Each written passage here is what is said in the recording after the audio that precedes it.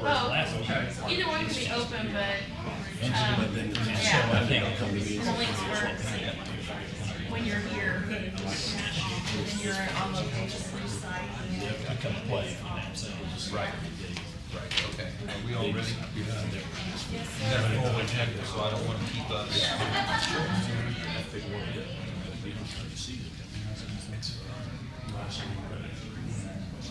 Mike?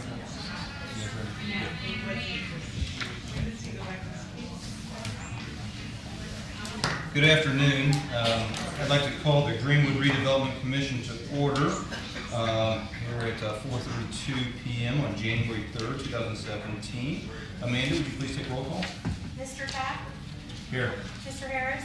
Present. Mr. Tilson? Here. Mr. Campbell? Here. Mr. Cummings? Here. Non-voting advisor, Mr. Moe? Here. Thank you. Welcome everybody, and welcome to those in attendance this evening. We've got a pretty good group and we have a very full agenda, so we'll try to be efficient with our time this evening.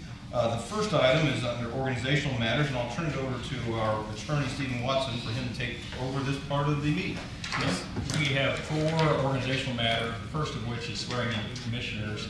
And in that regard, we have 3 that have been reappointed for this coming year, 2 of which are council appointments that have not yet been decided or acted upon because of the schedule and the meeting. The council will come after this, so they will continue. Those who have been appointed by the council for last year will continue on until they are replaced, and so they will not need to be sworn at this moment. The other 3 being Brent Tilson, Brian Harris, and Mike Tapp, should at this time raise your right hand. I think I have, or all of you should have, oaths that you have been provided, your appointments and so forth, and I will read and just follow along with me if you would. I state your name. Michael Tilson. Do solemnly swear. Do solemnly swear that I will support the Constitution of the United States of America. That I support the Constitution of the United States of America. And the Constitution of the State of Indiana. And the Constitution of the State of Indiana. And that I will faithfully. And that I will faithfully. And impartially. And impartially. Discharge my duties as a member of the Greenwood Redevelopment Commission. Discharge my duties as a member of the Greenwood Redevelopment Commission. Of the City of Greenwood, Indiana. Of the City of Greenwood, Indiana. To the best of my ability. To the best of my abilities. And according to the law. And according to the law. So help me God. So help me God. All right, that completes your swearing in. And just make sure that you have signed your oath and provide that to our recording secretary before the end of, before you leave. Next item is verification of fiduciary bonds. As a matter of law, all of our commission members have to be bonded. And Amanda, can you confirm that those are in place at this time? Yes, we have all 5 there and signed in order. Thank you very much. Next is the election of officers. Now we have 3 officers, president, vice president, and a secretary, and those can be nominated as a slate or individually. And at this time, I would open the floor for nomination of officers. I would like to offer a nomination of a slate of officers comprised of Brent Tilson as president, Brian Harris as secretary, and Michael Tapp, myself, as vice president. Do we have a second on that? Second. Okay. Do we have any other nominations? All right. Would we like to close the nominations? Do I have a motion to close nominations? So moved. Do I have a second? Second. Thank you. And with that done, we need a vote on the nominated officers as presented. And all those in favor say aye. Aye. All those opposed, same sign. Those officers are elected 5-0. And finally, before we turn things over to our president, we have the annual conflicts of interest disclosures, and as an annual matter, it's important that those who may or currently have a conflict of interest that needs to be disclosed, that they do that at the beginning of the year, and that those be signed and presented and accepted by the commission.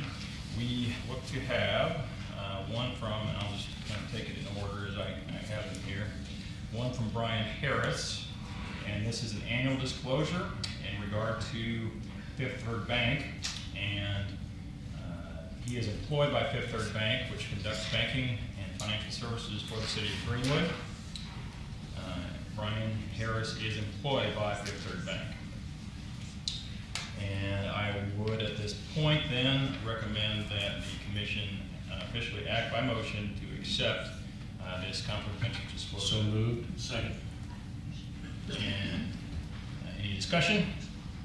All right, all those in favor say aye. Aye. Opposed, same sign. Motion carries 5-0. Thank you. Actually, I abstained. Okay, thank you. Assuming on that. There was an abstention, and that was 4-0. Duly noted. Thank you. Next, we have Don Cummings. The vendor is Enders Hauser, and this is an annual disclosure. Don is employed by Enders Hauser, which may request tax abatement incentives from the city of Greenwood. All right, I again would recommend that this disclosure be accepted by the commission by a motion. So moved. Second. All right, any discussion? All in favor say aye. Aye. All right, do we have an abstention Yes. from Don? Thank you. Approved 4-0, with one abstention, thank you. Next is a disclosure from Brent Tilson. It's an annual disclosure, and it's in regard to the vendor Tony Alderson Commercial Group. Alderson Commercial Group may be contracted with the city from time to time on various city projects. Brent Tilson and Tony Alderson are business partners on other real estate property. I would recommend that a motion be made to accept this disclosure. So moved. Second. Motion and second. Any discussion? All those in favor say aye. Aye. Abstain. Opposed? Don't hear anything, but I do hear an extension. Thank you. Passed 4-0. And then, looks like finally we have a disclosure from Mike Tapp. And this, he does point out that he is a member of the Redevelopment Commission and the Fire Merit Board. This is an annual disclosure, and this is in relation to vendor Skillman Corporation. The city may enter into contracts with Skillman Corporation from time to time on various projects related to the city of Greenwood. Mike Tapp is a retired employee of Skillman Corporation. I recommend that a motion be made to accept this disclosure. So Stephen, can I interrupt a minute? Yes, you may. Should we add the Bemis Group owned entities? You probably should. Yes, I would agree. I think we, in the past, had included that, and so we will have that added to this. Amanda, would you make sure that is taken care of? Thank you. So that would include your business relationship with Bemis Group, which is currently in the process of entering into a project agreement with the Redevelopment Commission. All right. All those in favor? I'm sorry, I missed who moved and who seconded. I moved, and who's second? Okay, thank you. All right. All those in favor of accepting this disclosure, please say aye. Aye. All opposed, same sign. And we have an extension from Mike Tapp. Thank you. Passed 4-0. That concludes our organizational matters.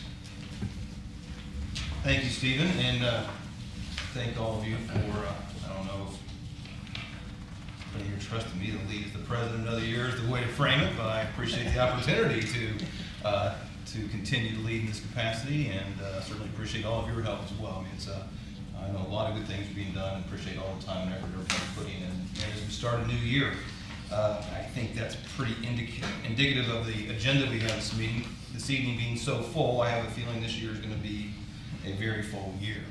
So with that said, first thing we have next on the agenda is the approval of minutes from the regular meeting dated December 13th, 2016. I'll entertain a motion to accept the minutes as presented. So moved. Second. All those in favor signify by saying aye. Aye. Opposed? I'm abstaining. Abstain? So Mike abstains, so 4-1. Thank you, that's approved. Next on the agenda is under new business, the annual compliance report presentation by Neovia Logistics Services LLC. Welcome, and if you'll state your name and role in your company. Absolutely. My name is Erin Keever, and I'm a senior financial analyst for Neovia Logistics. Welcome, Erin. Thank you. We currently run an operation on Graham Road. One of the requirements that we've had for being able to have funds from the TIF fund is to meet certain capital employment, wage, and payroll requirements. And in 2013, we had certain hurdles that were set for us. For capital investment, we were required to invest $10.9 million into the facility. As of 2015, we have invested $15.3 million, so that's in excess of $4 million above the requirement. We have been asked to have a head count of 240 employees. As of 2015, we have met that by 245, so an additional 5 employees working within the facility. We've been asked to have an average actual wage of $14.47, and we have met that as well, and have actually exceeded that. That amount has come to $15.41, so we've exceeded it by 94 cents.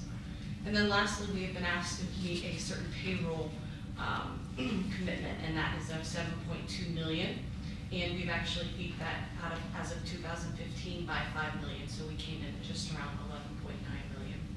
Some interesting things that are going on with the facility. Not everyone knows, but the client that we house there is Harley Davidson. So as of last year, we had a full operation of a free trade zone within the facility. In 2017, we have been asked to look into potentially bidding out for a hazmat piece within Harley's business, and then they've also asked us to bid for an internal packaging for the client. So we look forward to the future with them. And then as far as the TIF fund goes, I know we've almost exceeded that as of last year, and we've purchased a lot of things within the facility. One item was a full training room, so we're able to take our new employees, isolate them, put them in a full training room, and then use it for operational use as well when we have reviews, large conference calls. We've also been able to expand our dealer returns, which would be basically any type of return item that comes in, so we've been able to add some efficiencies within that program. And then lastly, one of the larger purchases that was made was the facility purchased a scissor lift with the incentives from the TIF fund. So that's something they're able to use to take care of any on-the-spot fixes or any additional put-aways for some of the product that we have.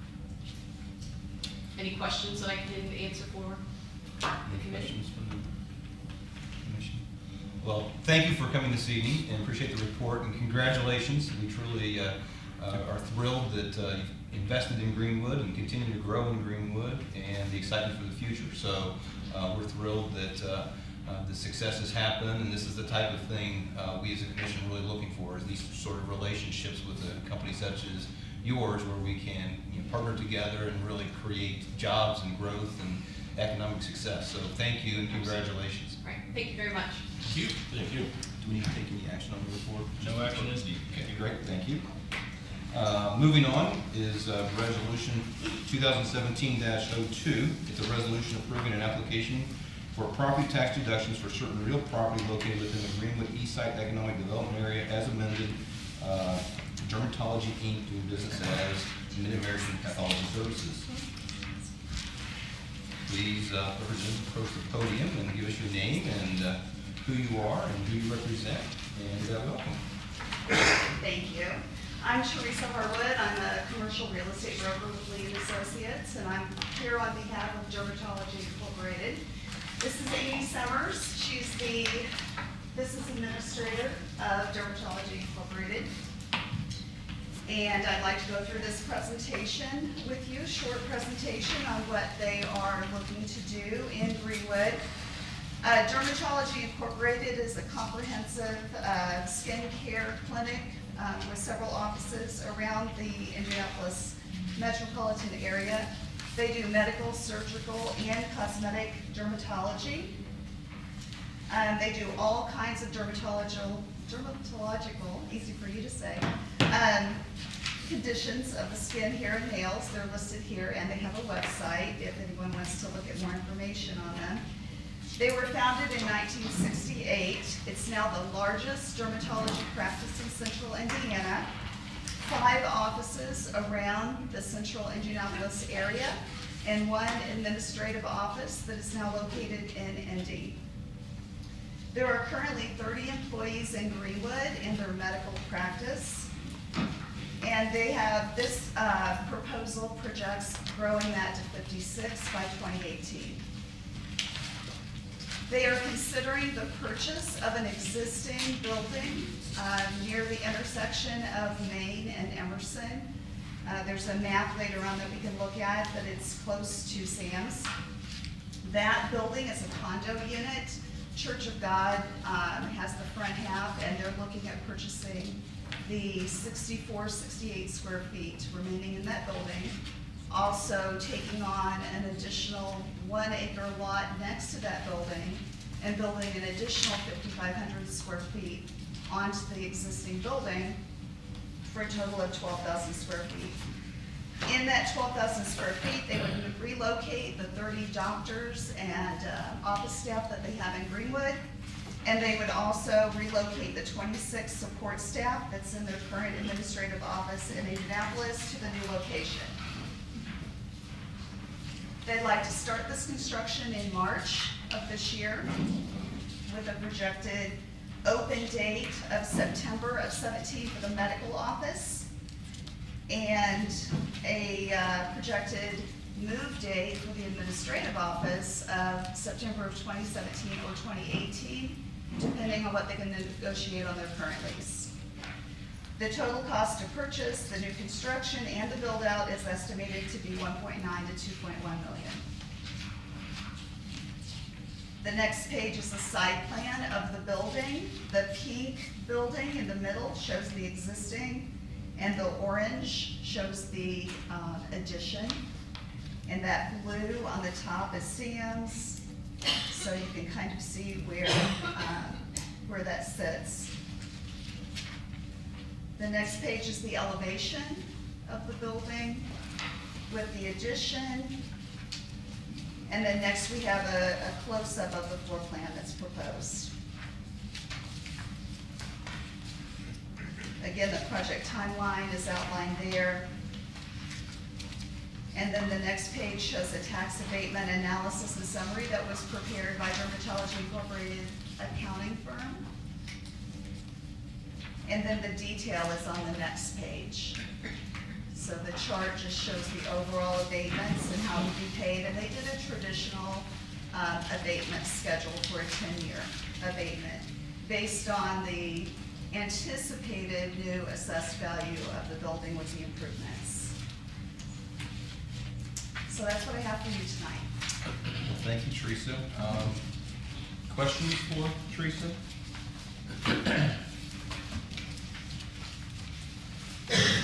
So, I've got a few. Thanks for coming. Sorry, I'm reading from a small screen here. But one of the questions I had that from your request was that you would be adding 26 jobs created. Can you elaborate on what those jobs are, what the average salary might be, benefits, that sort of thing? That would be Amy. welcome, Amy. Your name and who you represent in your position. Hi, my name is Amy Summers. I'm the practice administrator with Dermatology Incorporated. I've been with the company for 19 years. And to your question with adding jobs, we would add 26 positions, and those would be the folks from the admin office, including myself, so that's management, the billing department, the call center, as well as our scanning department. And management includes our financial manager as well. For average salaries in total would be over 1 million, so I would say 1,085,000 for all of those groups combined, and that would be wages. That does not include benefits, which would be health benefits that's contributed, and the 401k contributions. Okay. So as I read things, you're basically going to move 26 people from Indianapolis to Green.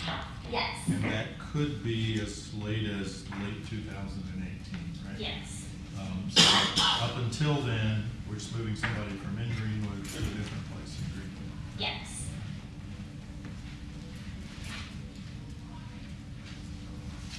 Now, building, this is the part I don't understand is on this request. So it's a condo unit. Kind of looks like maybe there's 2 condos today in the building. Exactly. You'll be buying 1 condo.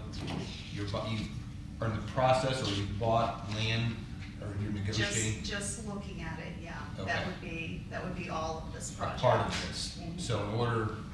So you would buy the land and then add on to the existing condo. Right, and purchase the condo.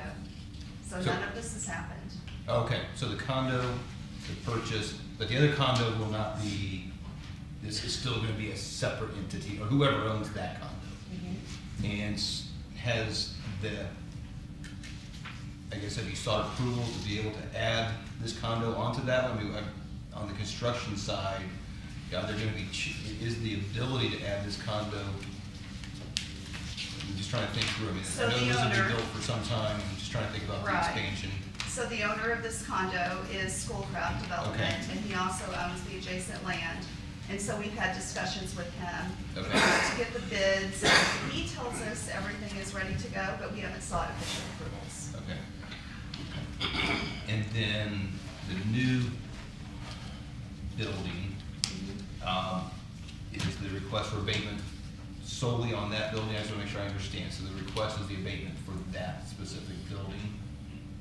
And a portion of improving the current building, because as it sits, it's not even a white box yet. It's unfinished gravel floor, some drywall, and some of the mechanicals are in, but it's never been finished. Oh, okay, okay, so it's still pretty shelf. And so that's the part that's gonna be finishing, so just make sure, so, Yeah, the improvement in the value of Improvement in that that. one, and the improvement on the land. and is it in here, maybe that's where I was trying to find it, how much then would be of the 2.1 million for the improvements of the existing building versus adding, building the new building? The cost, Mhm. not the assessed value. Right. The Well, cost. yeah, or if you have, cost would be good, yeah, that's 2.1 million.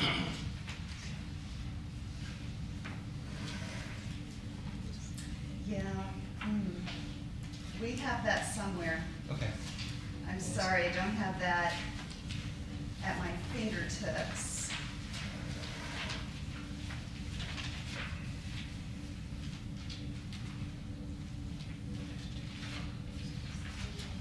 Oh, yeah, it is in there.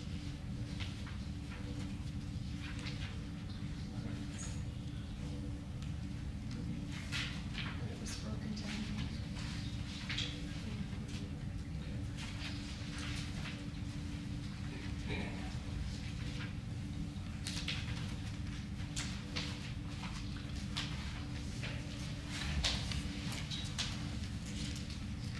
Here we go. Okay, so well, this has some, this is actually a $2.6 million quote because it has some additional improvements that they would be putting in that we can't put in this application. So the land value is $500,000. The finishes are $690. Yeah, that's quoted a different way. There are other numbers. So this shows the land value of the additional acre at $500,000. The entire building, to put both the new part and the existing part in white box at about 1.4, and then the finishes at 690, which is not the breakdown you're looking for.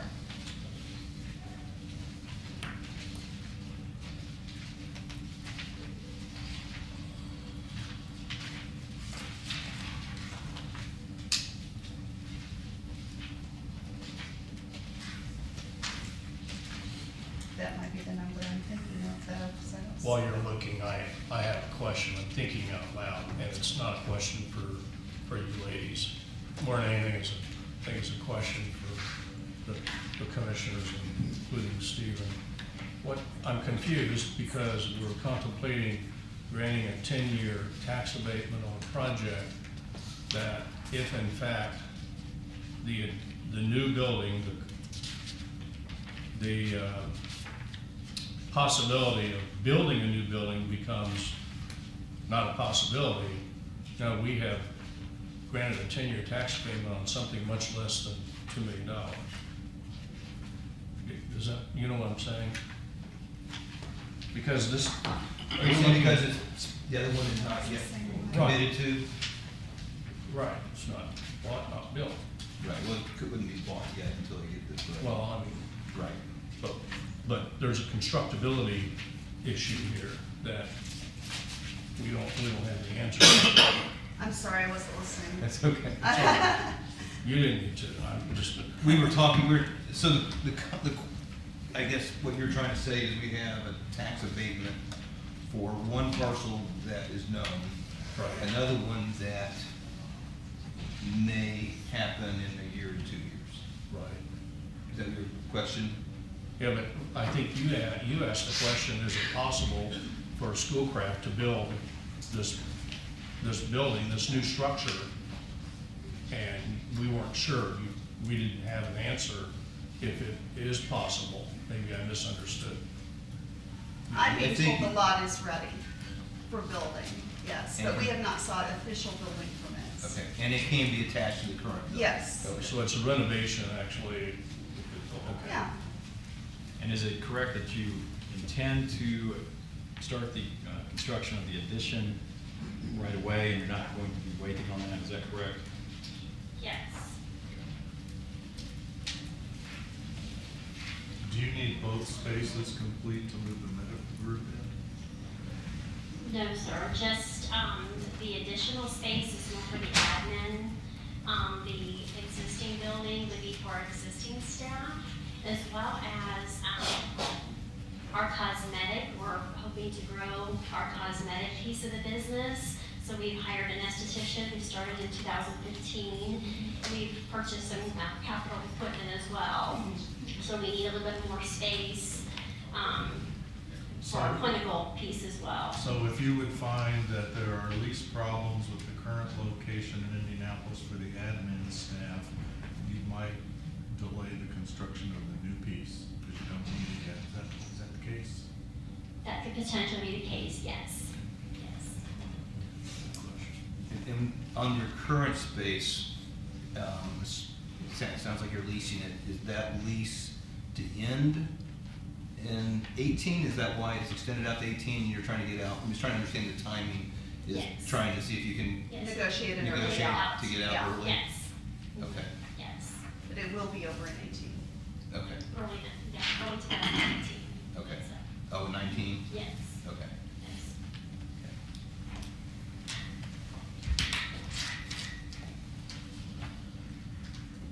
Other questions? This is more of a procedure question.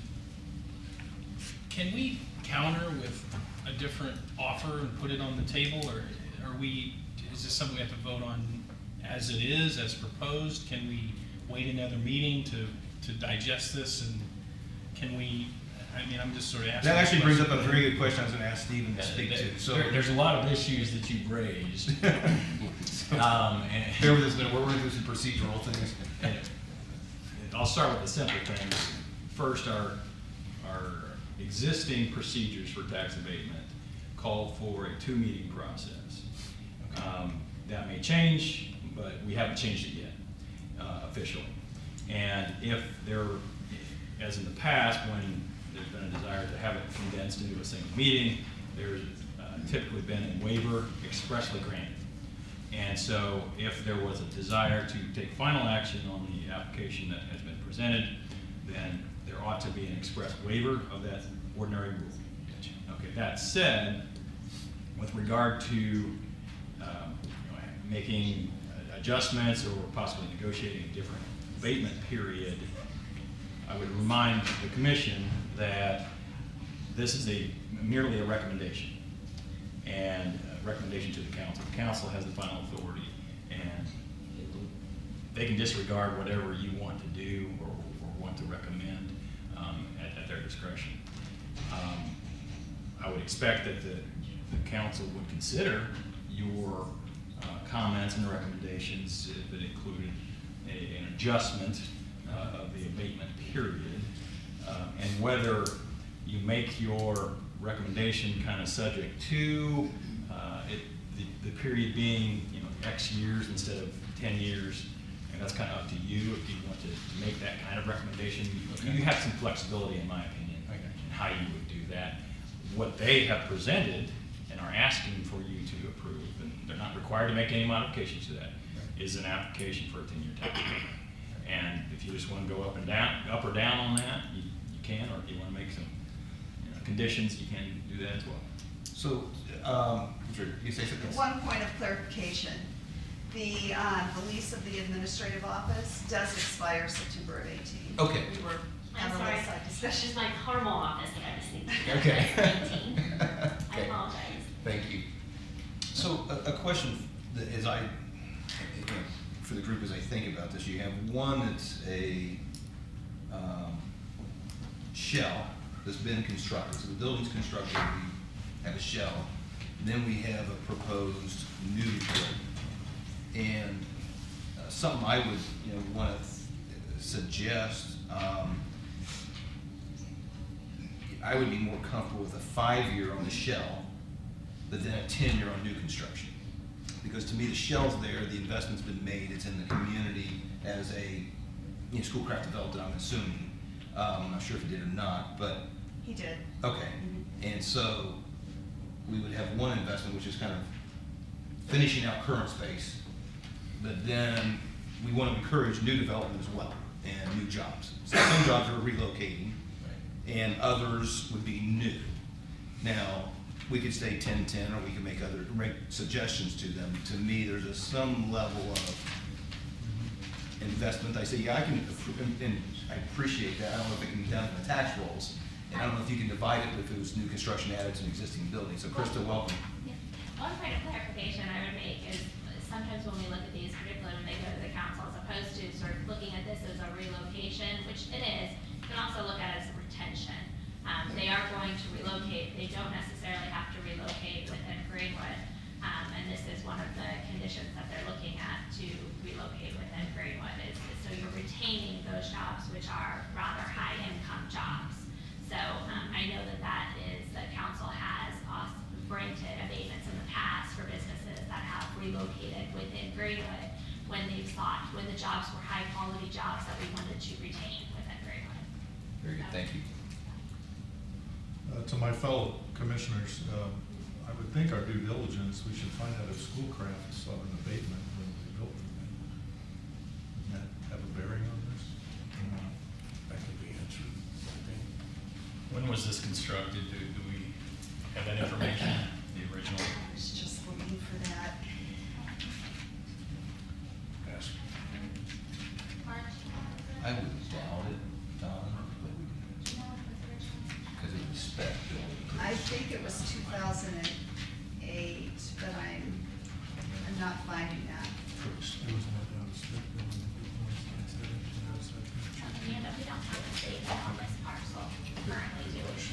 I just have a question because I just don't know.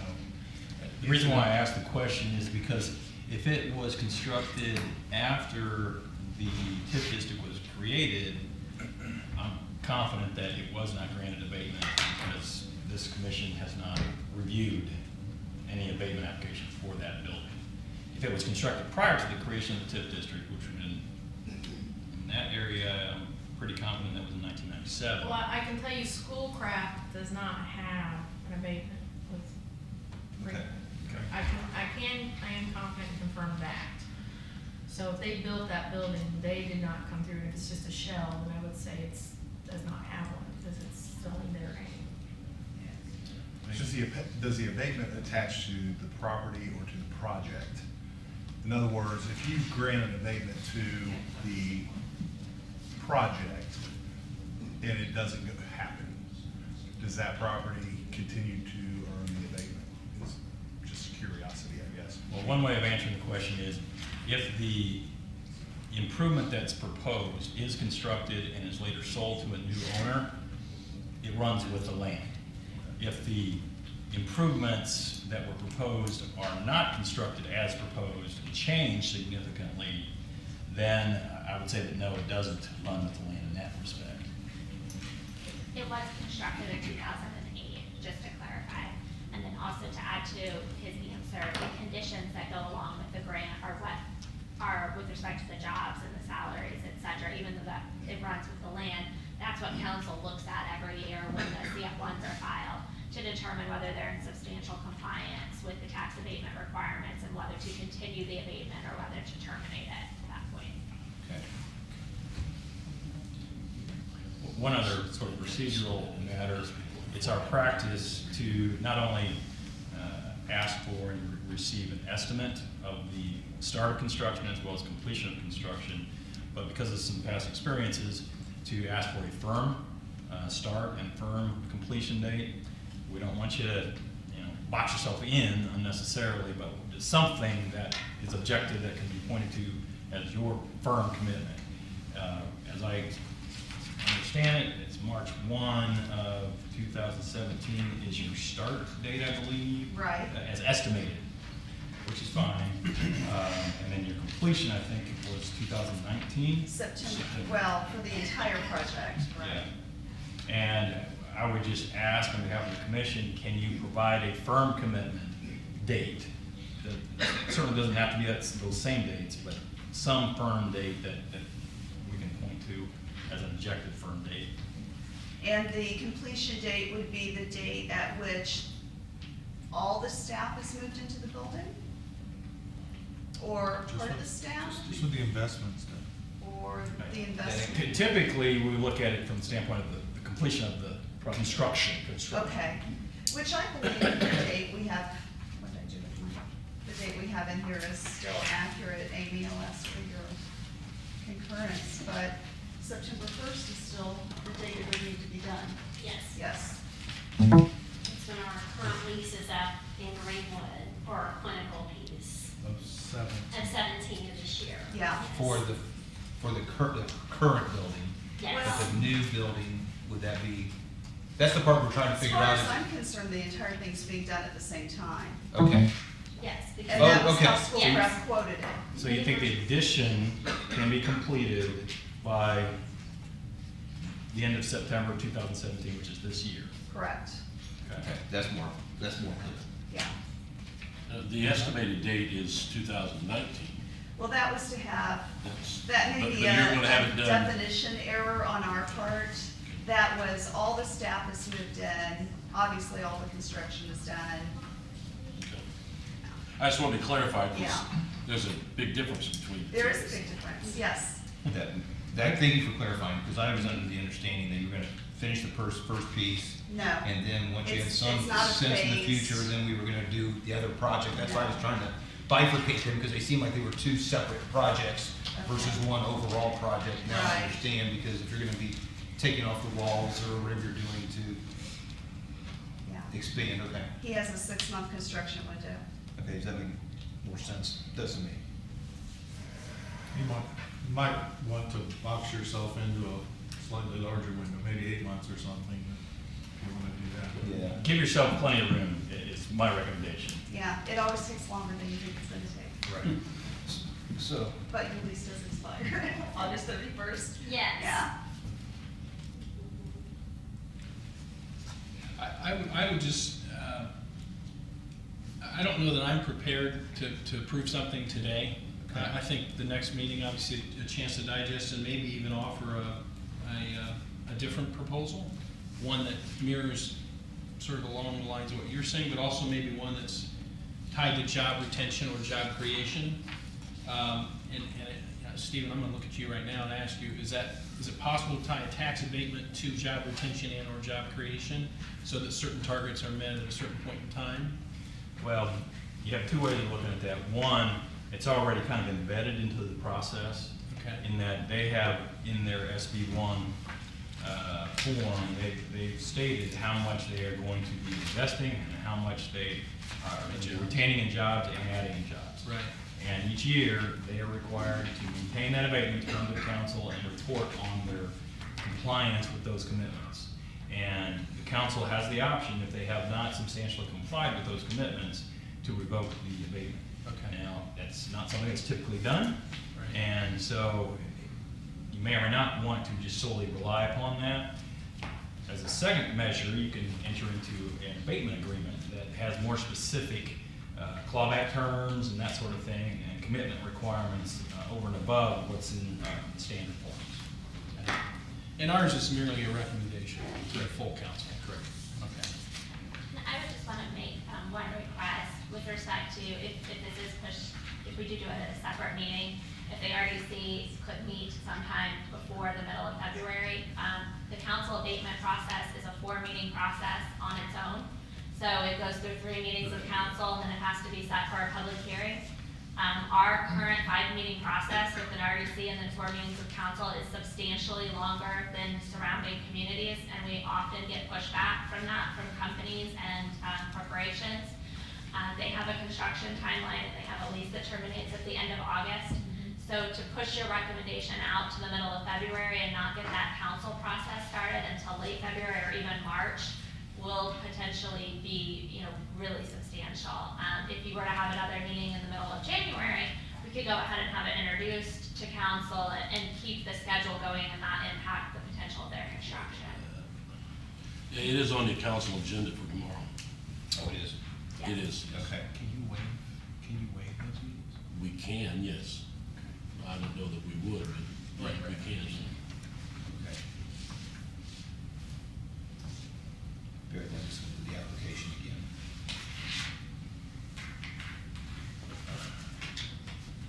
I've got no objection to meeting before our next meeting is, I'm okay with it.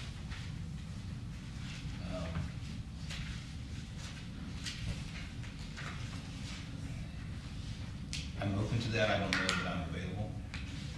So the challenge would be, Mr. Tapp, you're here in town, that we could do that, Depends on what it is, yeah. but it won't be able to be presented tomorrow then if we didn't act upon it No, I think it tonight. would still come before the council Yes. tomorrow, is that correct? Yes, we have, in the past, we go ahead and introduce it to council, we just don't have them vote until you have your recommendation. Due to the extended timeline, we often, go ahead and, because this body only meets once a month, we'll introduce it to council, then have your introduction, have your recommendation happen sometime in between introduction and first reading. So we would need to, the next meeting of council is the 3rd Monday, of the month. 16th? The 16th, so if you can meet again before January 16th, that would be preferable. So I'd leave that to the rest of the commissioners because I'm not going to be, Good with it. I'll be slightly out of town. I can meet between now That and would, the that 16th. would mean we would need to meet again next week sometime. Right. Yes. So I guess the question would be, Commissioner Harris suggested having more time to possibly come back with numbers or a counter. Yeah. And I guess the sense from the commissioners is that the direction you'd like to head, or we have somebody that feels that we should move forward today? What is the thoughts? I just want to clarify, it wouldn't be a counter offer, it would just be a condition of your recommendation saying There we you go. recommend it and suggest that the council Gotcha. make these requirements. Sure. It would not be Right. in any way sort of binding on the council or on this party. No, are we talking about a reduction in the number of years or tying this to employees or just the reduction in years?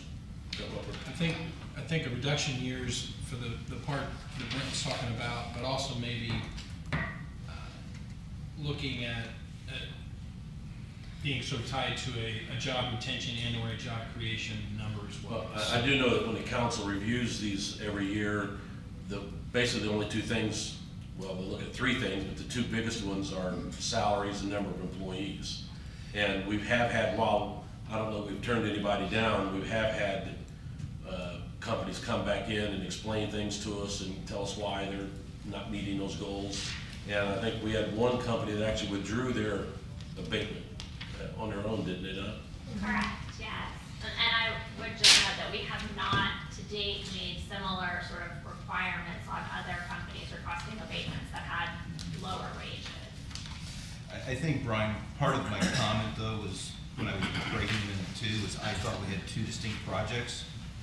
What I think's gonna happen here, if I think about it from a developer development perspective. Same time. It's gonna be at the same time, and it's gonna be very difficult to say, okay, out of the 2.1 million, this is specifically the dollars. I mean, you can do some, You could. you can do some, but I think we're gonna find ourselves in Can't split the it. end, making it a little more difficult to split those dollars out. And I think that, while my suggestion was thinking that they were gonna do one, and then in 12 to 18 months, they might start to break ground and add on. So I was thinking it was gonna be more of a new Gotcha. project, where this one, from what I understand, you're actually buying this and basically tearing down a wall and adding it and blowing it out and growing it. So to me, I think the project is a little different flavor than what I was envisioning from what I read. That's where I was confused. So I would Right. probably back away from that, because when I look at the number of jobs retained, the number of jobs coming, because they're gonna fill that space up, that's the type of businesses we wanna bring to Greenwood and to, keep and grow. So to me, there's something that, as well as that's an area we'd like to see continue to have investment in as well. I mean, it's a good area, we wanna see that park continue to grow. So I'm a little bit backing off of that thought, just from the perspective of, I misunderstood the project. Yeah, I probably stated it wrong because I wanted to be clear, there was an existing and a Yeah. new, but it's all one construction project. Yeah, that makes more sense to me. So with that, Brian, with it being one construction project, you still have some hesitancy because of the shell side, or?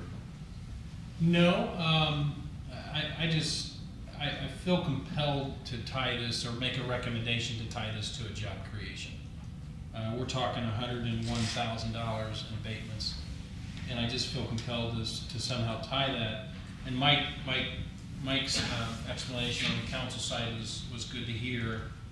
And so I'll cede the point. I'll cede the point, and we can move to a vote. Well, here's my thought, and I think that opens up a good question for all of us to consider. So we've certainly had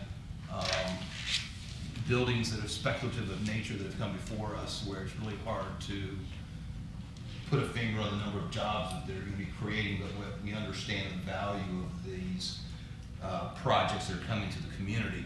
So I think we need to be mindful that if we were to go and say, okay, here's the job, because it's already on the form, as you said, what they expect to add, then they'll have to answer to the commissioner, or the council should at some point, they don't do that.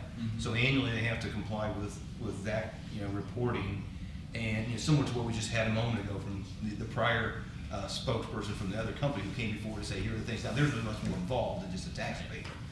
But I guess my thought is that we need to be mindful that we're gonna have other projects that come before us where the jobs are less certain, and we might find ourselves in a very interesting situation trying to set expectations Right. for one that we don't set for another. So that's my concern about us trying to be too much, because they're putting it on the form themselves. And an additional point of clarification, these 26 jobs all exist today, just not in Greenwood. Right. So it's not that she has to create them or find the money for them, they're already there. They're not created, they're being transferred. Correct. Yeah. I can't speak for the council, obviously, but as a council member, I do know that this kind of project is one that has been favorably looked at in the past, especially with the high-paying jobs and the number of new employees that are moving to this area. And it is easy also for review. We can look at it and see if they're actually done that. And since I already have the employees, I would think that they would match this pretty quick, so. Just one point of note, I don't know if this is that significant, but it's under vote right now to add 2 more members to our management staff as well, Good. because we are growing, so. Well, So that's- Hopefully congratulations. it's improved, so. That's good. So that'll be 2 new jobs. Yes, 2 added over the 26, yes. What I do like is the 26 is not theoretical, is not a plan, it's figuring out how to do growth. Those people are already employed and they're gonna move into our jurisdiction. Right. Yeah, I think that, So what I would suggest, and Stephen, do we need to point of clarification from your comment earlier about 2-meeting process? Do we need to specifically waive the 2-meeting process for the? If we're gonna give a final recommendation today, then yes, we should. Well, what I'd like to do is move it to a vote, so that we can decide. If we don't get through the vote, then we have a 2-meeting, then we'll go from there. So with that said, I'll make a motion to accept the abatement as presented, with us waiving the requirement for a second hearing from the Redevelopment Commission. And anything else I need to add to that? Well, I want to make sure what you just moved sounded like a final approval as part of that waiver. Yes. And if so, then you would want to incorporate the resolution as part of that approval as well, because that's the formal document that has to be approved. Okay. And then secondly, That's fine. before the motion, I would like to have I guess, final clarification on the firm commitment dates on start and completion. We had discussion, obviously, and you seem to be indicating that what you have provided as your estimated dates are fine in terms of a firm commitment, which, as I would understand it, would be a firm commitment of March 1, 2017 as your start date, and a firm commitment of the end of September 30th, 2017 as your completion date. Are you comfortable with that, or would you like to make a different date as your firm start and completion dates?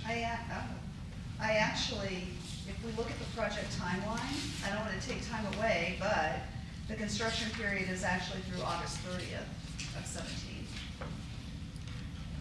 I'm on, well, the pages aren't numbered. Start date. But I guess the suggestion would be, it's a very tight time frame to get it It done. is a very tight time frame. And you may want to consider extending that to December 1st, something that gives you time to. Do we have to redo the application? No. No. We're just looking for a firm date so that you Okay. can say, yes, we'll be done by that date. December 1. Okay. What's the date? December 1st. Okay. Okay. And the start date of March 1 is acceptable? Yes, Okay, very as good. long as we can get all the approvals before then. So let me restate this, then, and I'll make a motion that we adopt resolution number 2017-4 as presented, recognizing that we have the date starting March 1st and ending. That's Dec- not the correct resolution Yeah, number. zero two. Resolution 02. Excuse me. There it is. Okay, 02. Restate this, make a motion that we adopt resolution number 2017-02 with the start date of March 1st and then the end date of December 1st, 2017 as presented. Including a waiver of. Including a waiver of the required 2 meetings. I'll second that motion. Discussion. All those in favor signify by saying aye. Aye. Opposed? Motion carries. Thank you, ladies, and for your Thank patience you. of us getting our clunky start for the new year. Thank you. And by the way, thank you for your investment in Greenwood. It's great to have you here. Thank you. Thank you. All right, moving on. Will be resolution number 2017-03, a resolution approving the application for property tax reductions for certain real property located within Greenwood East Side Economic Development Area as amended to Skinnell Properties under 293 LLC. Do we have a representative here this evening? Welcome, and please approach the podium and give us your name and who you represent. Thank you. See if we do this right.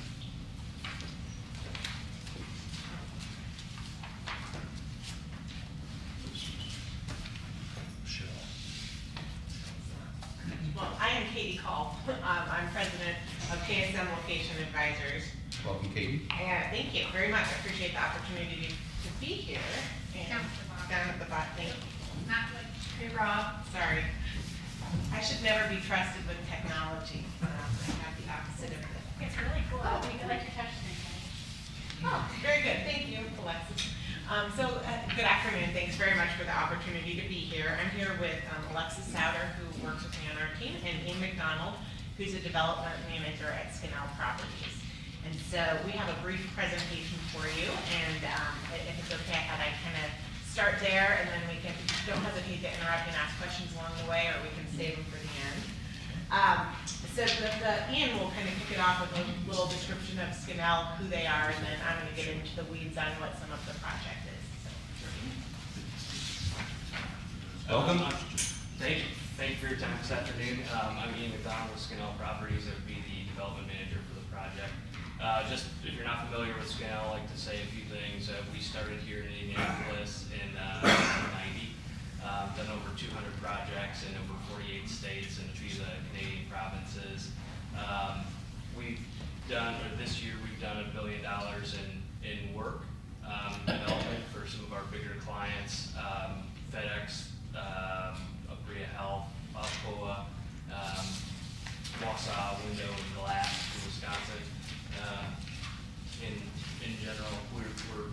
of a repeat business type developer. We work with clients again and again, and right now we're working with Worth in Greenwood, just north of the Alta building, breaking ground on that, and things are progressing very nice. Great, thank you. So we're here before you today. I had the opportunity to work with Skinnell and with Worth on that original project. And I've also, I should mention, worked with Mayor Myers, or we've had some conversations at a ULI event talking about how attractive Greenwood is right now, particularly relative to some of the other submarkets in the Indianapolis region, where while unemployment is low everywhere, and I think a lot of employers, I'm sure even locally, struggle at times to find some of the right individuals, I think relative to other areas, whether it be Plainfield or Lebanon, Whitestown, other parts of the region, Greenwood is really asserting itself as a leader and very, very attractive for new and expanding employers, because the perception is that you can actually get some workers here. And I just mentioned that as backdrop to the project that I'm about to explain, because I think it fits really neatly together. And I know this is a speculative project, so there is not a tenant identified just yet. And I know from my days in the public sector that that can be a challenge, because it's a lot easier to embrace a deal that has a specific company name and specific job functions and specific wages. But what's really unique, I think, about this, especially at this point in time in our region, is that there are hardly any buildings available in this size range. While there are some speculative developments going around the region, a lot of them are these huge behemoth kind of 1 million square foot deals that attract, I mean, not just the Amazons and Walmarts and that types of things, but just really large distribution center type operations. And I think this space, while I'm not a real estate broker, I've worked with enough of them to know that this is a real hot commodity, and I think it can be attractive, certainly to logistics type uses, but I think the size is small enough that it could be quite attractive to other types of uses, manufacturing, production, assembly, some that have, don't necessarily need 1 million square feet, but need smaller spaces to do kind of value-added production type of actions.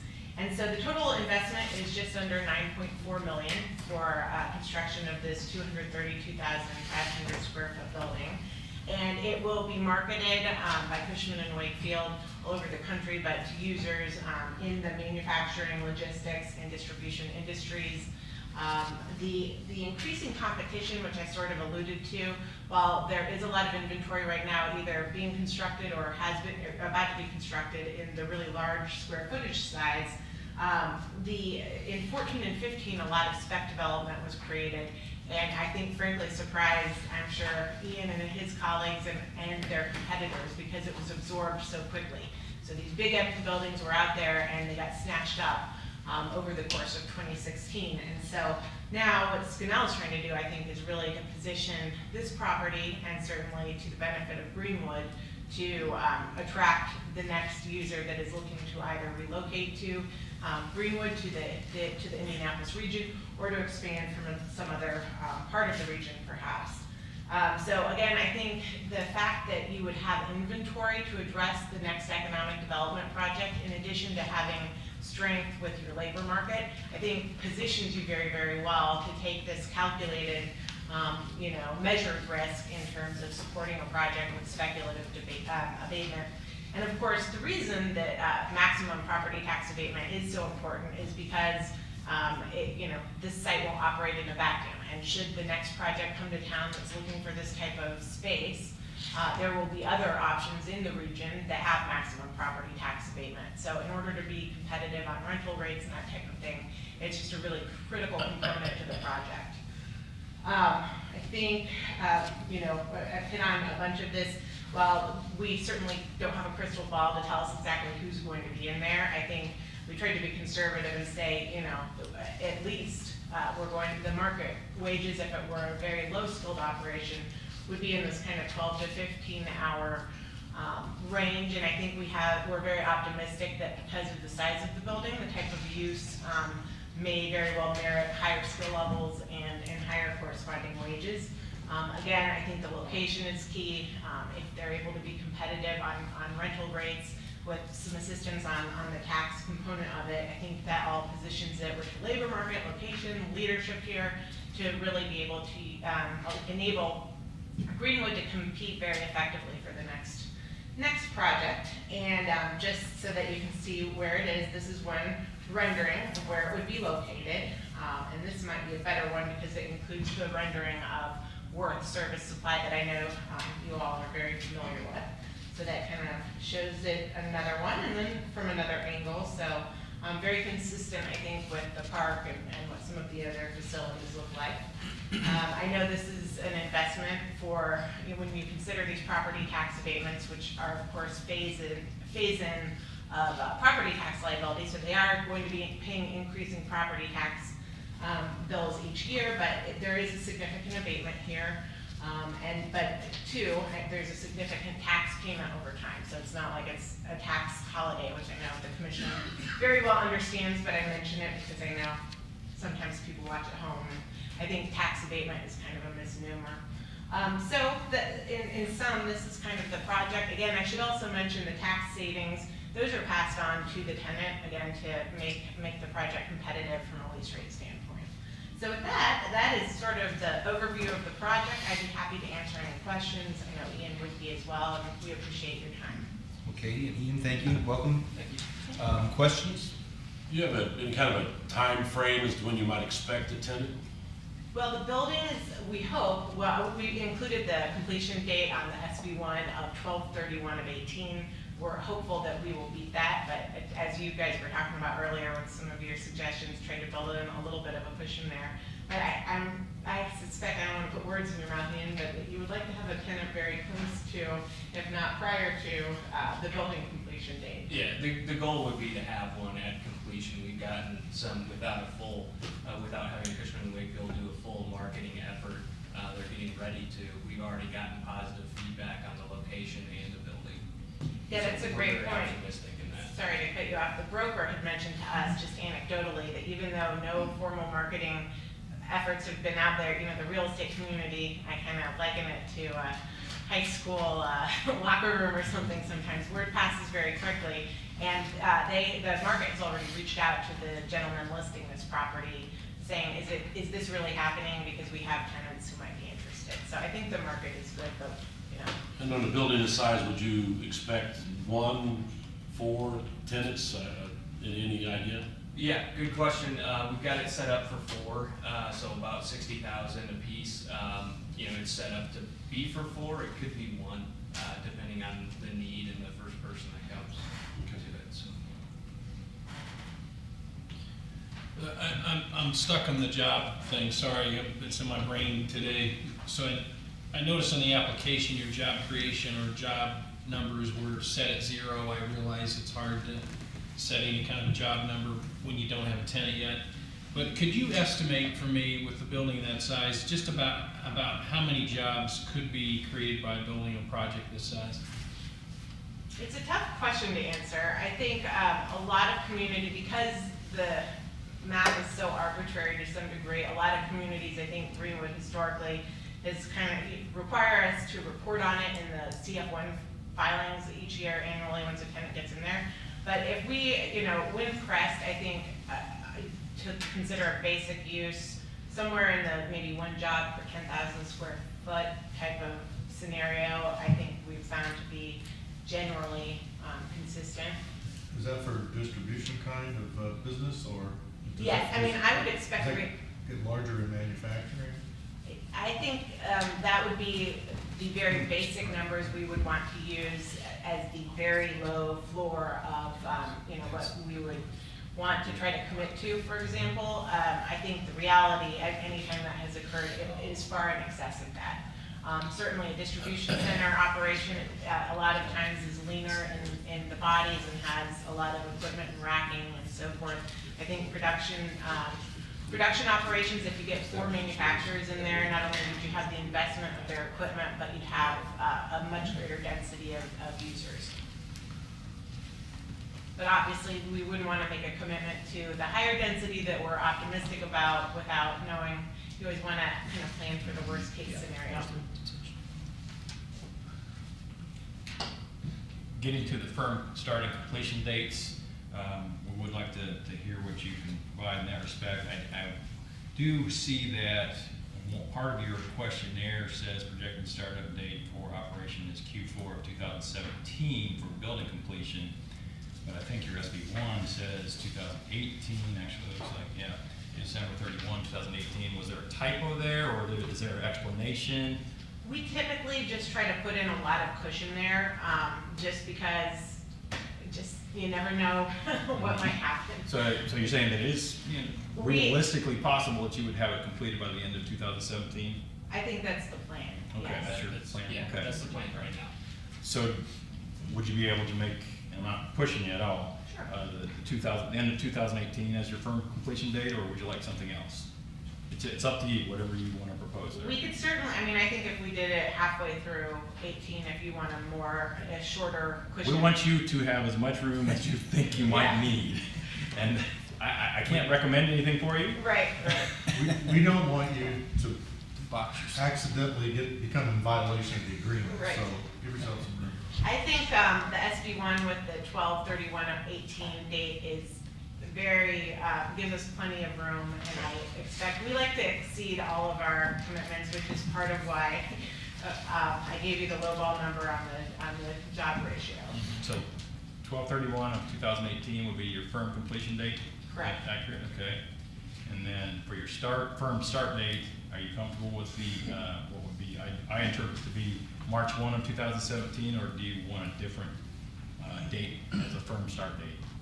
I think. Again, be conservative, give yourself whatever room you think is reasonable. I mean, we're planning on March 1, so we're starting the process and going through the approvals and get everything set up for March 1.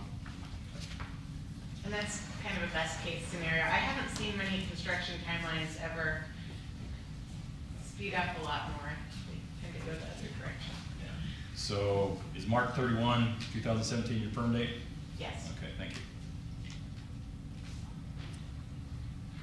What kind of information do you have that you could share with the commission regarding current interest in the industry for a shell building like this in Greenwood? So, the broker had anecdotally shared with us that even though there's nothing out there, Stenell has not announced that this is happening because it's very much still contingent upon going through all these processes. That already without that unsolicited 3 users that would be a fit with this have already occurred. There is only one other building, competing building in the Greenwood area, which is much smaller. It is about 138,000 square feet, and I'd have to have a special agreement and so forth. On the other hand, we're gonna be collecting it sooner if we don't care if it's empty.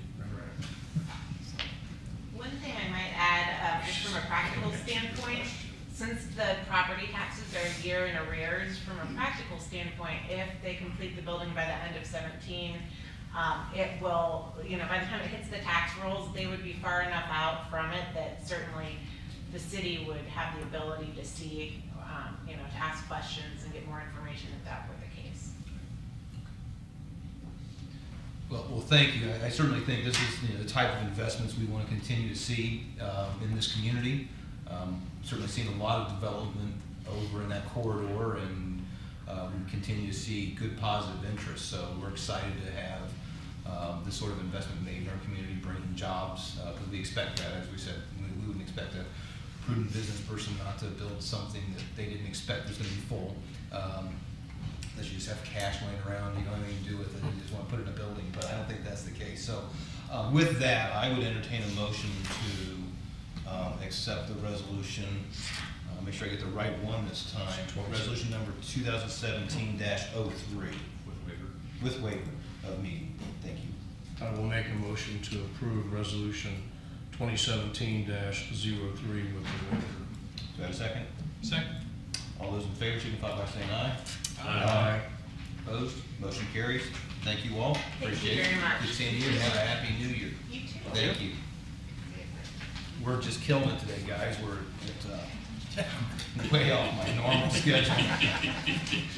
Moving on, now we have Resolution 2017-01, the Redevelopment Commission additional appropriation, and it'll be a public hearing.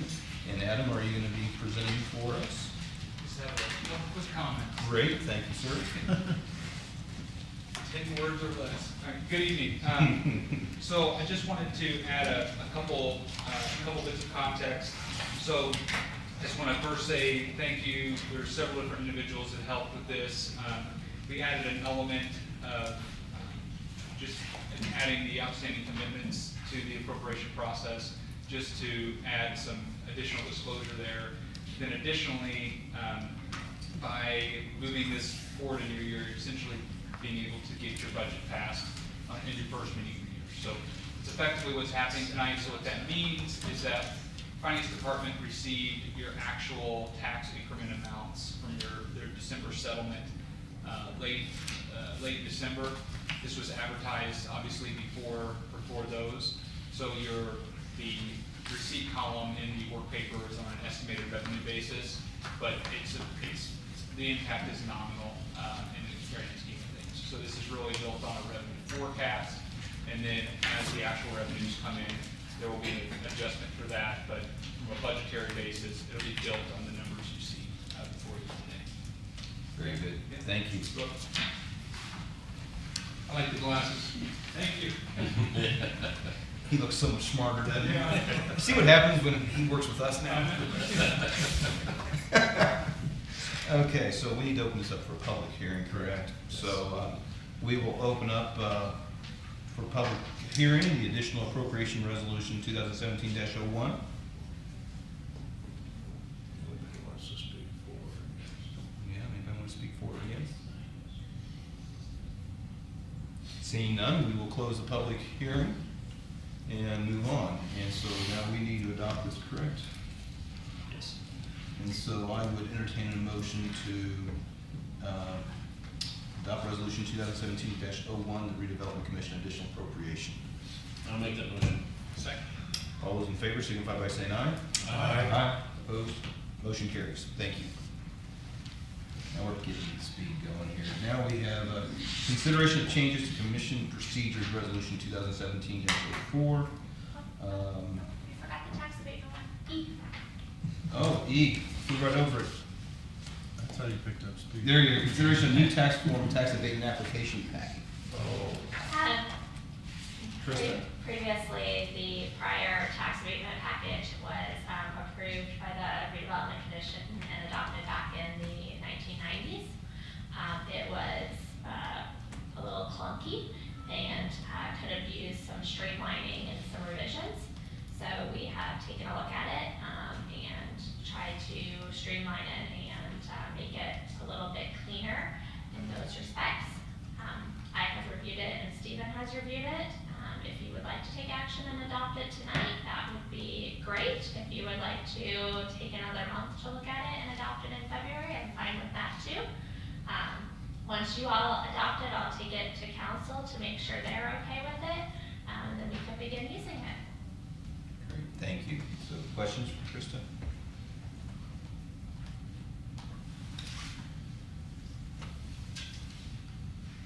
And one thing I would point out, and correct me if I'm wrong, Krista, this abatement application packet does incorporate the idea of a single meeting and presentation in front of the Redevelopment Commission. Yes. So the waiver process would no longer be required under this. And in essence, that's what we've been doing. I mean, the Redevelopment Commission has been, for most instances, acting in one meeting on the abatements.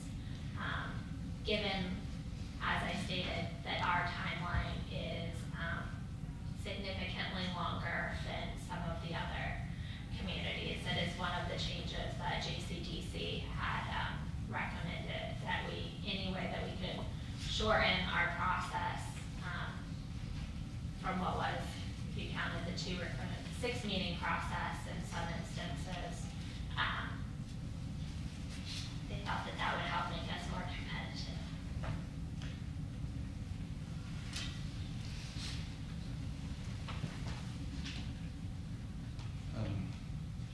Just as I scan through it,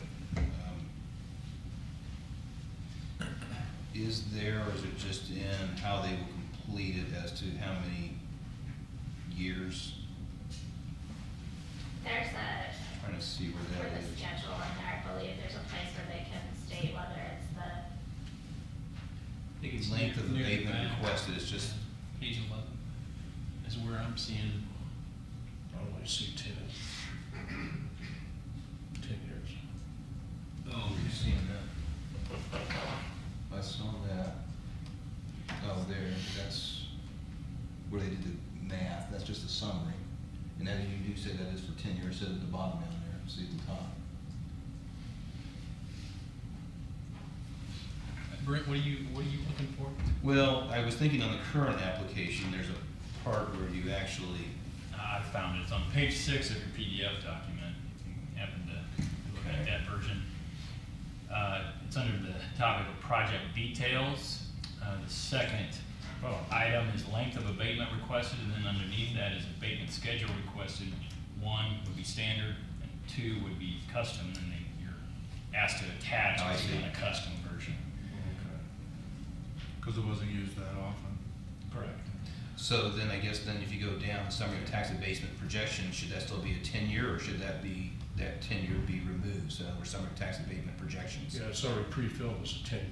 Yeah. Right, it just seems like that should be struck. we can do that. Because then even within this, you have projected 10-year combined, it really ought to refer back to that specific piece versus it spelling out. You could leave as a year columns there, just take out 1, 2, 3, 4, 5. Well, but down here, in the summary, you have projection of summary yeah, of yeah. tax for 10-year, then down here you have it built in where that ought to be blank with however many years. Keep the worksheet in general, but have it more Right. flexible. It has to be flexible to adjust to, otherwise, Yeah, we're gonna be, I'm okay moving forward with that recommendation. I don't know that we need to hold this up another meeting just so we can clean up no. some of that. So, I would make the motion to accept the new tax abatement application as presented with the modification to the number of years, and just clean up that section. Will do. Do I have a second? I'll second it.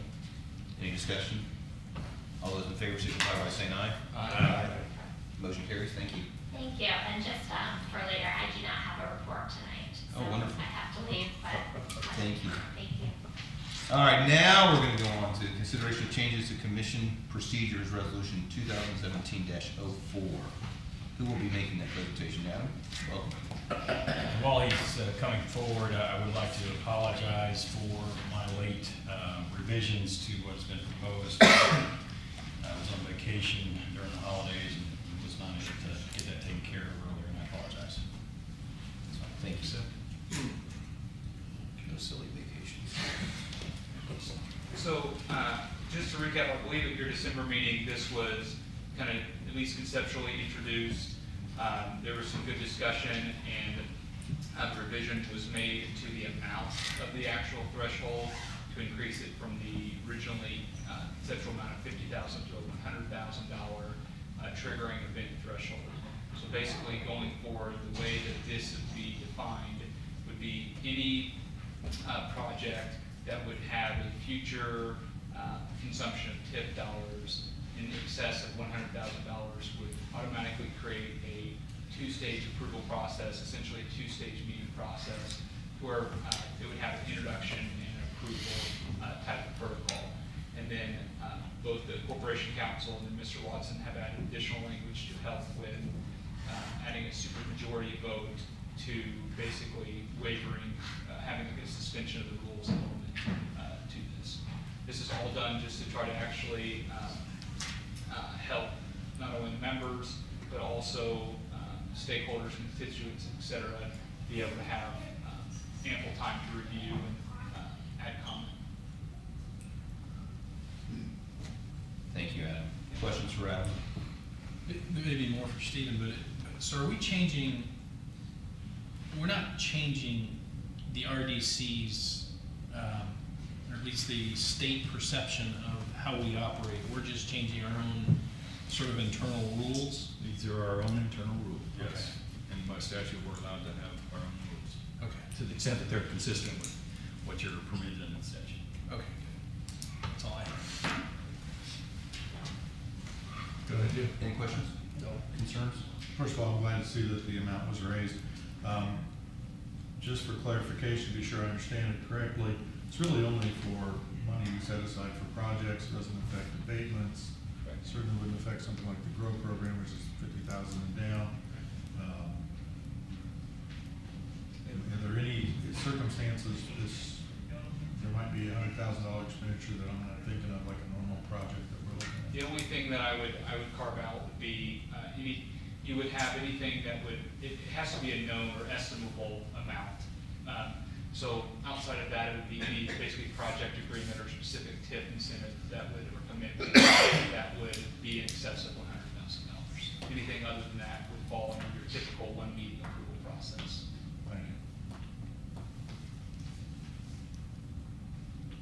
you. In addition to that 2 meeting rule, we have the officer's authorizations, so we can capture this in one motion, which I so appreciate.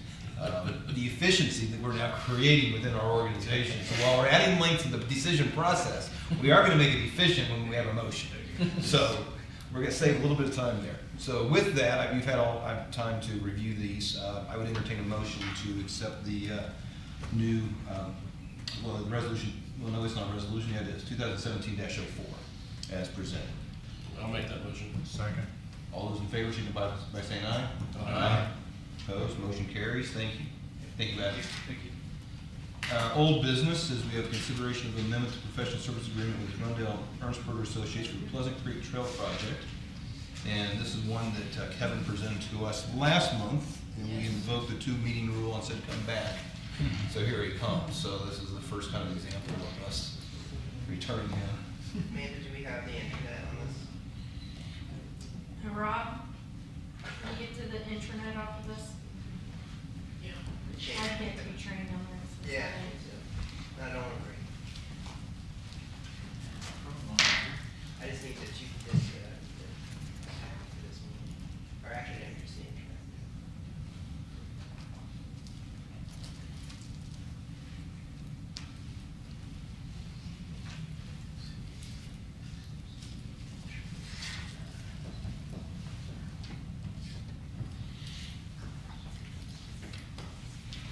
While he's doing that, I can go ahead. We started the introduction of this, as Mr. Tilson mentioned, at a prior meeting. And it is in regard to the trail project, which was previously approved for design, moving from the, along the amphitheater, the southern bank of the creek that runs along the amphitheater, and then shooting out through the property that we hope to close on towards the end of this month at 301 South Meridian up to Meridian Street, therefore connecting Serena Square Park, for lack of a better phrase, Craig Park, with the Old City Park on Meridian. And there was a request for a map, and as long as soon as we get to the internet, we can do that, or if not, we can just pull it up on Google Maps if we have to. It's pretty clear. Well, okay, I'll get it on Google Maps while he, You have it, did you list it on SharePoint? I did, yes. That they can pull it up? It is in SharePoint. It's actually, what's interesting about it, there's the 90% drawings saved towards just the bottom of the general shared documents. It's not in the particular meeting. And it is the drawings that Rundell Ernstberger will be incorporating with the help of Remmenschneider to aggregate the Remmenschneider work, which was paid for by the stormwater utility, which includes a lot of decorative elements in the actual creek. It includes what's called tow protection in the creek, variety of rock features, and with the trail design that they're doing, so we only touch that area once. It is an item that has been, the actual creek work has been contemplated by the stormwater department in some form, never this holistic and never with the redevelopment aims that we have. Does the projection work on that, Kevin? What do you say? Does the projection work? I think Rob's getting it here. So. Okay.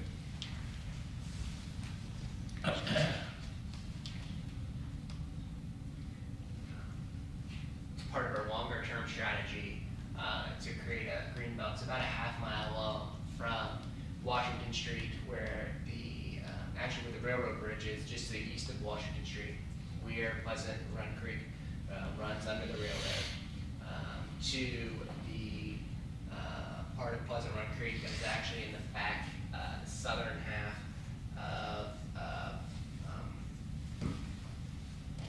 the City Center Park. Rob, I can just show them on Google Maps. I think that'll work. Yeah. We can get that here.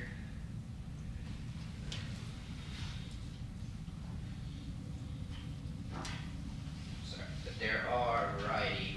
That set of site drawings is there. Okay, we'll show you one thing now.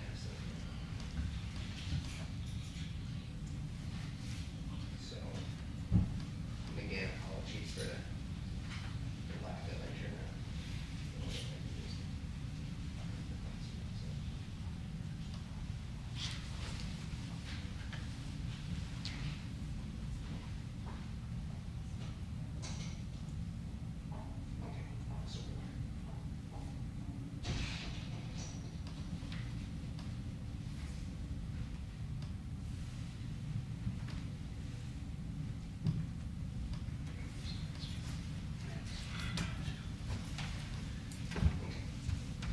So we're in the old town part of Greenwood.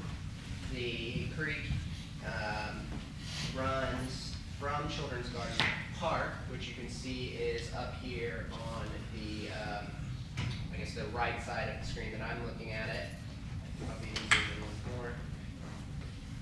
Runs from Children's Garden Park, which is right here at Main and Washington. The actual project area that we're focusing on is between right there south of Mrs. Curl. Hey, Kevin, can you go over here to the screen and use your finger?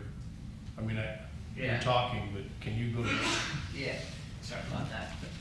So we're actually talking about here at Mrs. Curl. The creek, as you know, runs just through here. These are actually the trails in the yeah, well, by the here, yes.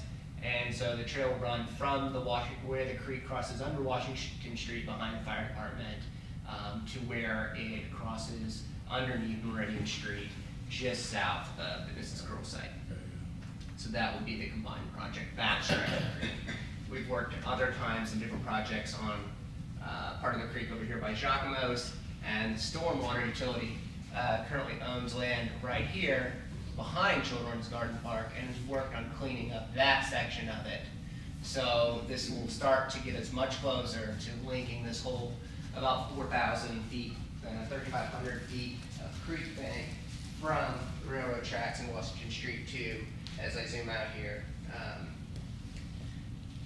City Center Park, which you can see is actually right located on the far. I'll show you here. City Center Park, which is right here at Lincoln Street and Beach. So our long-term goal that we've been talking about is to go from here, Children's Garden Park, through Serena Square Park / Drake Park, however you want to do it, the amphitheater, through the old city park, which is truly the city's oldest park. This is the part not yet determined, but connecting through Serena, our city center, and then into the newly redeveloped City Center Park, which would be a pretty unique greenway along a creek in an urban development that not many folks have. Be a very interesting feature for Greenwood. And the drawings that are included in the SharePoint there were the 90% drawings by Schneider that RDA is integrating into this larger plan. Okay. And those will give you a whole site plan, elevations, pretty much probably more information than you ever think. I want, if I may, Brent, cut to the chase and talk about the money. Yes. I see a schedule, a breakdown Yes. on the first document by Correct. Rundell's paperwork. Correct. Is there a schedule that combines theirs along with the landscape architects and? Well, Rundell this is the only fee on this. It doesn't, I can get to you all what Stormwater originally paid to start the Schneider plans back in, I believe, 2014. But this is the actual out-of-pocket for the RDC that includes Okay. all the way through construction admin. Okay. So we're looking at 114,550. Correct. Is there a not to exceed on the reimbursables? They are in the original agreement, which was at an hourly, so I don't think there is a not to exceed on there. It's mostly just for drawings. We haven't had many with RDA. Let me see if I have the not to exceed in this original document. Okay. It doesn't have the not to exceed. We can create one, and then if we were to somehow go by it, I could come back and we could create a not to exceed $120,000 for the contract. That'd be perfectly fine. Or 115,000 too. But 114,550. I think that's a good enough to see right there. it is. There is an expenses there at 1,500, a placeholder. When is this gonna start? We hope as soon as possible. We hope to close on 301 South Meridian, which this commission approved an offering price on a few months ago. At the end of January, that's when the tenant will be vacated. And under the first half of the contract, which was just the trail, we already have the survey back. They're starting on the initial permits. The biggest variable in this, we hope to get it done this summer. The biggest variable is the variety of permits required to work both above, adjacent to, and within a creek. And how IDNR, and especially with the administration change, and if there's personnel changes there, how that works. As you can see, there's an extensive amount of permitting for working close to, $22,000 of permitting for working in and adjacent to a creek. Part of something to remember is that Stormwater started on the design work of this. In their long-term capital plan, they have capital money, they contemplated capital investments in this plan. It's the intent of the city to make this, when we get to the hard cost, a collaborative project between the redevelopment commission and the stormwater commission, or the stormwater utility. And eventually parks. Parks, it will go through Parks Land. We could include parks into it on some of the features. The trail is meeting, obviously parks needs, but also redevelopment needs, creating that greenway that's been on master plan since at least 2002. I found another one the other day. And then some of the issues in the creek will both enhance the viewscape of that creek and serve some stormwater needs. So depending on parks funds availability and capital plan themselves, we could speak with the park board as well. Who will own that land when it's done? It's currently owned, actually all those city parks are owned by a variety of entities. The town of Greenwood, the city of Greenwood, the city of Greenwood Board of Works, you name it. So there's a variety of parcels through there. Yeah, the fire department, it's actually Board of Works. I mean, the RDC is buying 301 South Meridian, but we won't. Yes, you'll hold title to 301 South Meridian unless I can consult with council unless it's deemed to, put that into the Board of Works like you've done at other times, if that's easier to administer. But the RDC currently owns 1 East Main, 21 East Main, and could potentially also retain title to 301 South Meridian if that's deemed appropriate by. I think it would make sense that it ends up being owned by Parks and then they can put features in it. Parks doesn't own any, the only thing is that traditionally they go to the Board of Works. Parks doesn't own any of that old town parks land down there. Well, let's take on ownership later for this evening's purposes. I guess a question would be, this is over our $100,000, but we're really amending and adding this additional amount, correct? So the amendment is $65,850. Yes. Correct. I would view this as an additional commitment of $65,850, so it'd be under $100,000. That's why not therefore be subject to it. Right.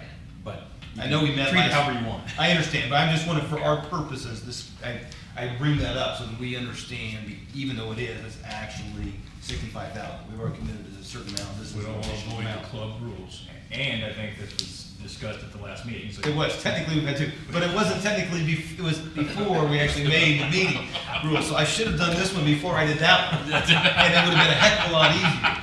So with that said, I'll make a motion to accept accept this amendment to the professional services agreement with the Runsdale Hunter Associates for the trail project. And I would entertain a second. Second. Any more discussion? No. All those in favor signify by saying aye. Aye. Opposed? Abstentions? Can I vote? Aye. Okay, you didn't vote, that's why I was waiting. No, you All right. Oh, no, you said. All in favor, it moves. I'm tired. Passes. Approved, 5-0. 5-0, thank you, man. No abstention. Rolling on. Who does? Oh, who? Department reports, Krista's left for the day, Stephen Watson. I have 2 items. One real quick, follow-up on the amendment or adoption of the rules of procedure for the 2-meeting rule and the delegation of authority to officers. We actually have a set of bylaws of the redevelopment commission. They were last amended in 2012.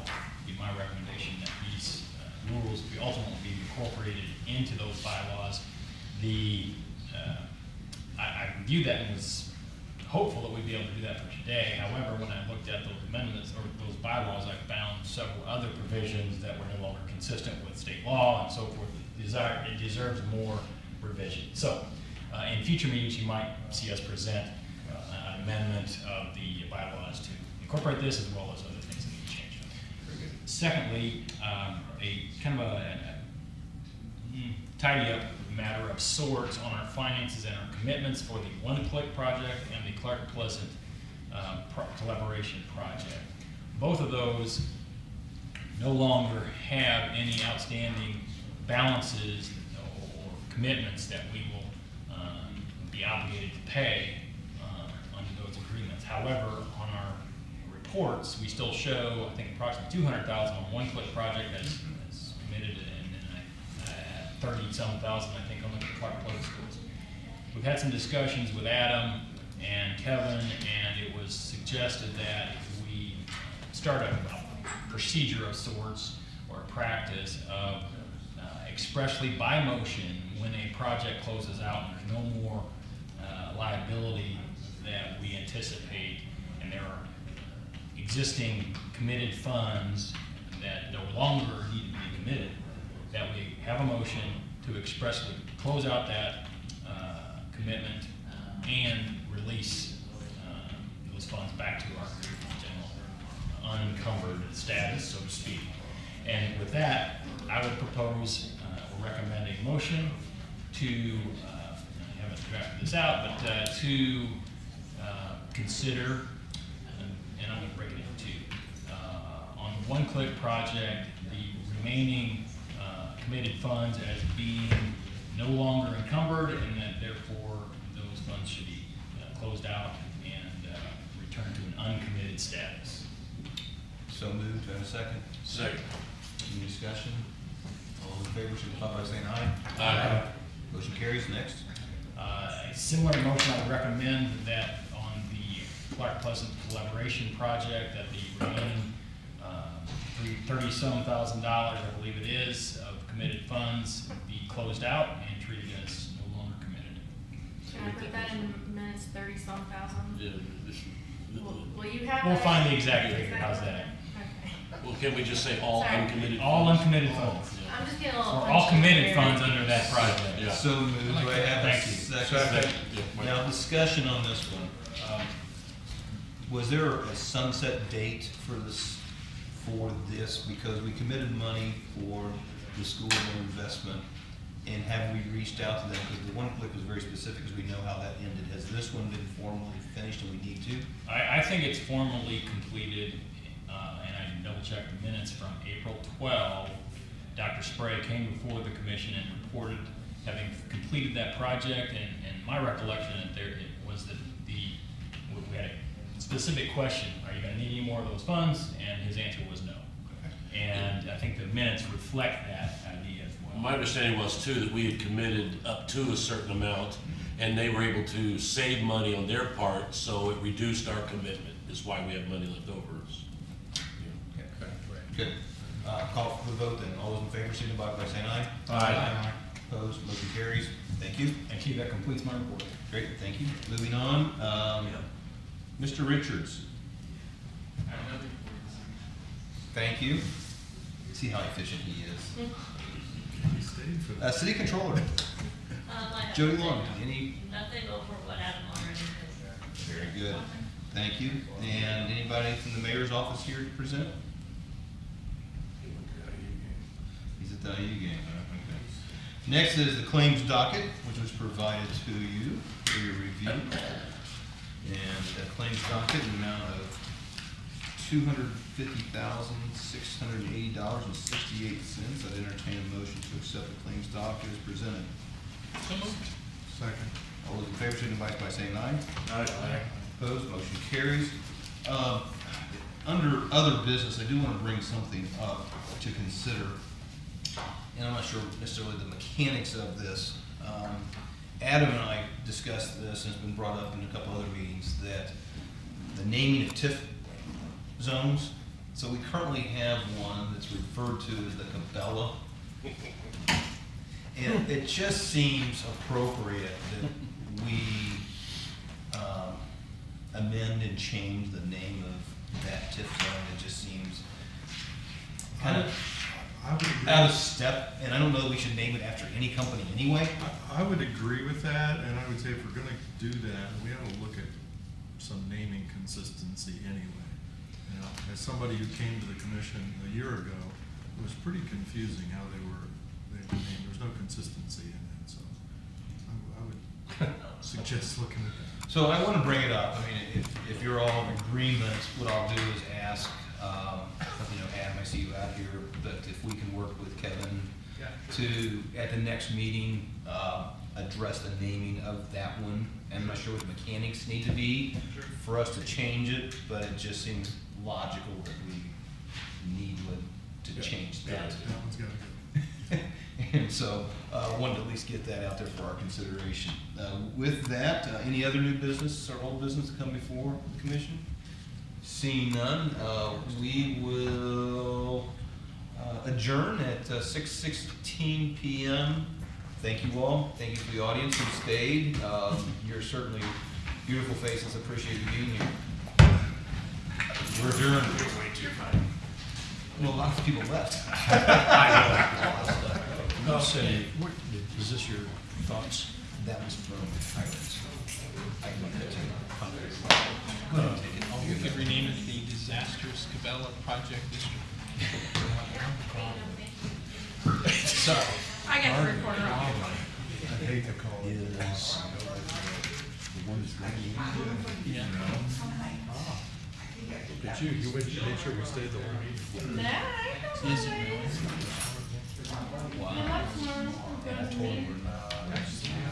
I'm hopeful.